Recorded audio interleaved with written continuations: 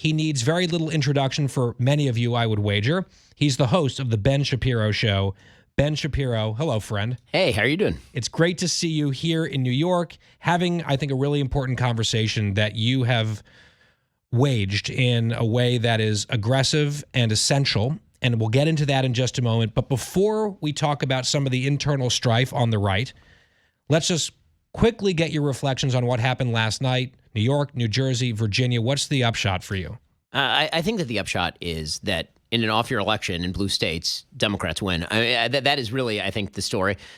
I think that obviously concerns about affordability continue to plague the American people. Economics tends to be foremost in people's minds. That's the only thing that really unifies Abigail Spanberger in Virginia with Zohran Mamdani in New York. Any attempt, I think, to channel this into the progressives have all the momentum in the Democratic Party, I don't think that's accurate, given the fact that, again, Spanberger is not really from the progressive wing of the Democratic Party. But it's a warning sign for Republicans that there is a lot of dyspepsia about the continued problems with pricing and inflation, which have not gone away. There's a lot of nervousness about AI and the future of the markets. And there's, I don't think a total solution yet with regard to the government shutdown. So again, that confluence of events means that Republicans could have a rough ride in 2026. Very much could be the case. You mentioned Zohran Mamdani. Yeah, he won here. It was not this blowout that a Democrat would normally enjoy in a city like this, but he won barely a majority. And in his victory speech, which was quite a thing to behold, he had this line. I played it last hour. I want you to react to it as well. This was the one, among others, that stood out to me. Cut 26. We will prove that there is no problem too large for government to solve and no concern too small for it to care about. Both of those things are wrong and concerning. Yeah, concerning would be a very mild way of putting it. I mean, that is what every totalitarian leader ever has said, that all problems can be solved by government, no matter how large. And also, the government cares about you down to the minutest grain in your life, and they care about you so much. Big Brother is watching you. Big Brother's taking care of you. Help. Yeah, exactly. Like that is scary language. And if you're a business owner in New York, I got to be thinking right now that you should probably take a look at other places in the country. Maybe you want to move out to the suburbs. Maybe you want to go to a zero tax state like, Tennessee or Florida, where we are located. We have real estate for sale. We are perfectly willing to talk about pricing. But yeah, I mean, if I know people who have already killed business deals based on Mamdani's prospective mayoralty, I can only imagine that's going to accelerate. The best hope for Mamdani is basically that the system prevents him from doing all the things that he says that he wants to do. If the city council here stops him, if the state of New York stops him in any way, then that will be probably his only shot at re-election, because he's going to run the city directly into the ground. Yeah, I mean, public safety, he's got a lot of power, which is a big worry for all the obvious reasons. But just to linger for a moment on the soundbite we just played, I understand that people who get how capitalism works and how businesses run and all of that, they hear that and they cringe. They recoil. That was my reaction. Not that I'm some great businessman, but I have a general understanding of what works and what doesn't. But what he said is actually very appealing, especially to a lot of young people who don't necessarily know how things work, not to condescend to them, but they say, okay, a lot of my life isn't great right now, and the system doesn't seem to be working for me. And so here's a guy who's young with a smile on his face saying, well, he's going to help other people fix my problems, big and small. Isn't that wonderful? There has to be, I think, a compelling response to that, in addition to the inevitable failure, because the failure takes a while to remind you to get undeniable. I totally agree. And I think this is one of the signal failings of the Republican Party over the course of the last, 30 years, honestly, is the inability to articulate a market-based free vision of why people are going to be more successful if they're left alone by the government. I mean, the era of small government was supposedly ended basically by George W. Bush in the Bush years. I mean, that was a big government era, and it has only accelerated from there. And so you now have sort of competing visions of the country where politicians on all sides now say, let me explain to you about all your problems. And diagnosis of problems is really easy. Affordability is affordability is a problem. Inability to buy a home. All these things are problems. But if your solution is, and then give me more power and I can solve it. And you hear this from both the right and the left these days. This kind of statist, more centralization of power will give me the ability to fix your problems, when the reality is that in a free country, the vast majority of your problems in your life are solvable by you. And that's a politically unpalatable position right now. It also happens to be the only true position and also the only position that's likely to lead to success both for the country and for individuals who need to be told that their lives in a free country are in their hands. I find that an inspiring statement. There are a lot of people who have never had any experience with that idea. And so for them, that just sounds like being abandoned. Yeah, and you've got to market that in a way that convinces people and makes people feel, at least on some level, comfortable with it. That's one of the challenges moving forward. Let's talk about what's happening on the political right at the moment, Ben, and setting aside the election losses. That's a 1 or 2 day story. It might portend bad things next year. We'll see.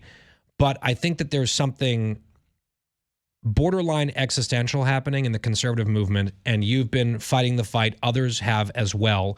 For those in the audience who may not be familiar with everything that's going down, we've talked a lot for the last 2 years, especially since October 7th, 2023, about anti-Semitism around the world, anti-Semitism on the American left and the global left. It's a scourge and a crisis.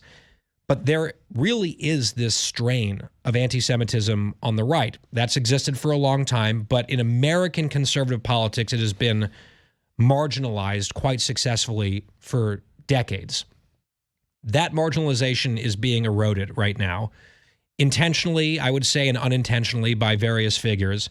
And now you have a popular former host at this network who is at the center of a lot of this controversy. The Heritage Foundation, one of our top center-right think tanks in the country, has been thrust into it, kind of did it to themselves as well. There's a big, pretty ugly fight playing out right now. If you could summarize the fight from your perspective for the audience, that would be great. Sure. So I think historically speaking here, you probably have to start with, there are basically three characters in this drama. One is Nick Fuentes, who's a 27-year-old leader of a group that he calls the Groypers. He's openly white supremacist. He's used racial slurs about the vice president's wife. He's not just anti-Semitic. He's full-scale bigoted against a wide variety of groups. He has talked about the expulsion of all Jews from the United States. He has talked about how women ought to be raped. I mean, he really is sort of the worst of the worst in American politics. And he's trolly, and so a lot of his audience seems to think that it's kind of harmless jokery, but he actually does have a philosophy that is white supremacist in nature. And he's very Hitler-friendly, openly so. And by the way, just to jump in, and sorry to interrupt, but I think it's important, the left uses all of these pejoratives so promiscuously all the time. White supremacy, Hitler, racist, a lot of our eyes glaze over. Correct. Like, here they go again. It's been so cheapened. They've done that. I think that is a shame on the left. But those phenomena do still exist, and you are not exaggerating in your descriptions. He literally has tweeted out Team Hitler. He has said on his show, Heil Hitler. He has claimed that Hitler has aura. I mean, he's not hiding the ball. And meanwhile, you have Tucker Carlson, who, of course, was a host on Fox. He left. He built himself a very sizable platform, obviously.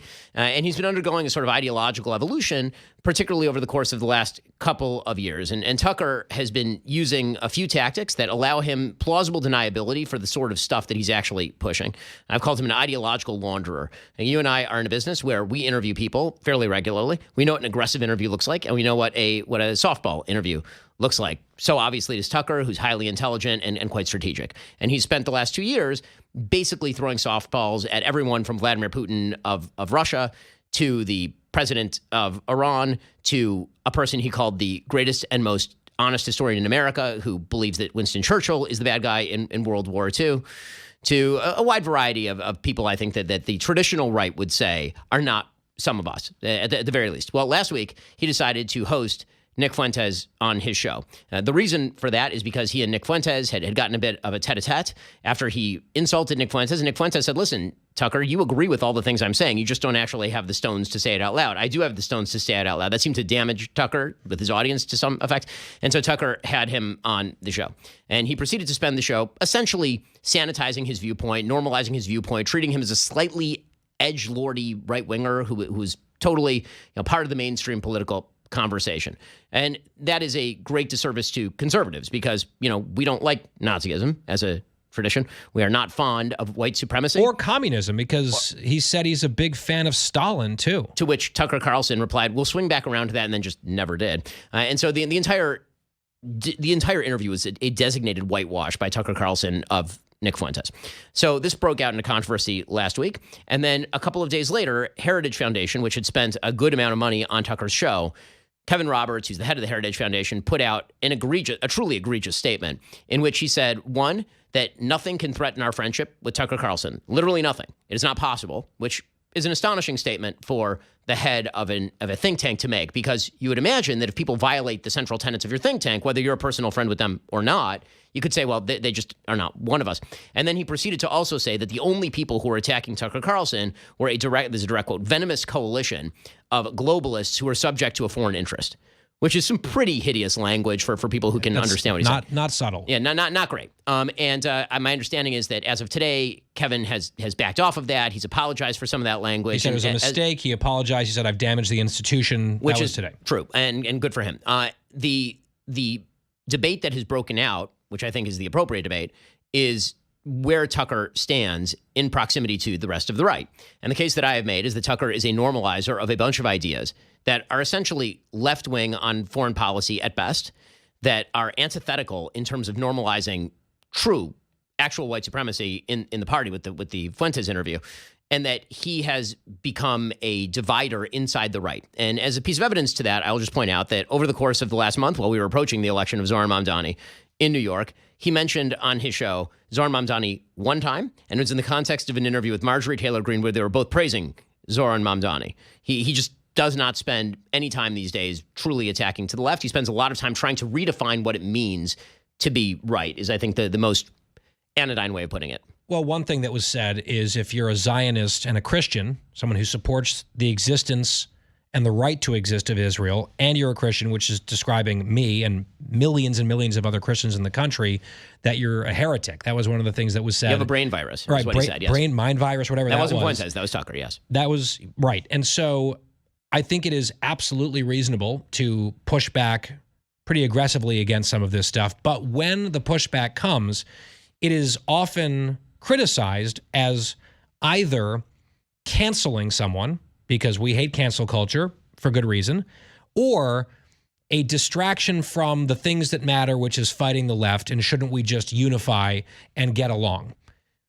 I think some people in the audience might say, yeah, maybe they should put their differences aside and focus on what matters. And we don't like canceling people, so why are we doing this? What's your response to that? So a few things. One, cancellation is not criticism. Tucker has a gigantic and platform. Vice versa. Correct. Tucker has a gigantic platform. Nobody is talking about taking away his gigantic platform. The argument that I'm making is that people have a moral obligation to criticize this sort of activity, this sort of normalization of horrifying viewpoints. And then that brings you to the sort of pragmatic consideration, which is why can't we all just unify in order to defeat the left? And there are two problems here. One is that Tucker obviously is not particularly interested in unity inside the right when he is spending all of his time attacking within the right. And two, Tucker is not, number one, to my right in any marked way that I can see ideologically. And also, it is not a strategy for victory to allow the radicals in your coalition to play an enormous part in defining the coalition.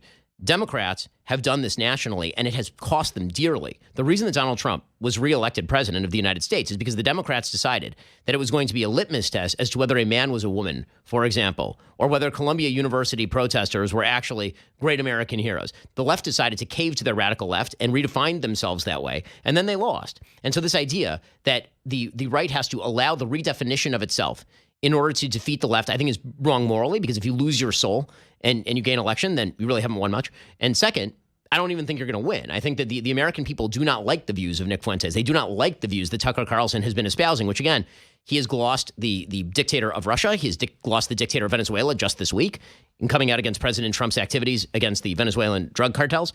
He has glossed the leadership of Iran. He's been highly critical of, I would say, the vast majority of President Trump's foreign policy. And yet, if you point this out, then somehow that's the area of disunity as opposed to, the actual thing that's being done. Finally, we have a few minutes left. A buddy of mine who's been a lifelong Democrat, a passionate Democrat, he's Jewish and very passionate on the issue of Israel. He has started moving our direction because he's so sickened by the anti-Semitism that's been normalized in the Democratic Party and specifically on the left in a way that I would have never expected, but that's the direction he's moving. I'm like, welcome, come on in. And he said to me the other day, as soon as I'm coming your way, all of a sudden it's happening on your side too. He was a little bit he was a little bit shocked by that and concerned about that. But he also said, but you guys seem to be fighting it a lot harder than the Democrats ever did. And I think even a lot of people who have respect and affection for any number of people, they recognize there are certain things that are cancerous. Whether it's people or ideas, certain things are cancerous and must be treated as such within an intellectual movement. And so maybe that is a sign of hope here. I'll give you the last word. I think that's exactly right. I think that the left failed to push back against the terrible ideas within its own coalition, and now it's being eaten by those terrible ideas. If you want the left to win, make sure that your own side does precisely the same thing. There's nothing more likely to make AOC president or Gavin Newsom or someone like a Zohran Mamdani president than a right that decides to swivel over into Nick Fuentes land, make room for it, massage it, and treat it as normal. Ben Shapiro of the Ben Shapiro Show, all over social, of course, as well. The rare in-studio appearance. Thank you so much for swinging by. Good to see you.